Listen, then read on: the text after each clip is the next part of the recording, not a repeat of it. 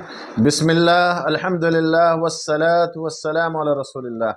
محترم ناظرین، کیا آپ جانتے ہیں کہ ماہ محرم کی 6 اہم خصوصیات کیا ہیں؟ سب سے پہلی خصوصیت یہ ہے کہ محرم کا مہینہ اسلامی اور ہجری سال کا پہلا مہینہ ہے، اور ہجری سال کا آغاز کب ہوا؟ عمر فاروق رضی اللہ تعالیٰ عنہ کے دور خلافت میں۔ دوسری خصوصیت یہ ہے کہ محرم کا مہینہ حرمت والے 4 مہینوں میں سے ایک ہے۔ ذوالقعدہ، ذوالحجہ، محرم اور چوتھا مہینہ رجب کا مہینہ ہے۔ تیسری خصوصیت یہ ہے کہ یہ شہر اللہ کا مہینہ ہے۔ اس مہینے کی نسبت من باب التعظیم اللہ کی طرف کی گئی ہے۔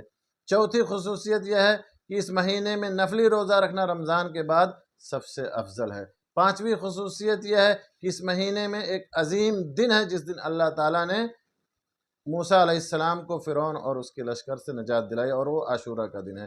چھٹی خصوصیت یہ ہے کہ عاشورہ کا روزہ رکھنے سے اللہ تعالیٰ پچھلے 1 سال کے گناہوں کو معاف فرما دیتا ہے۔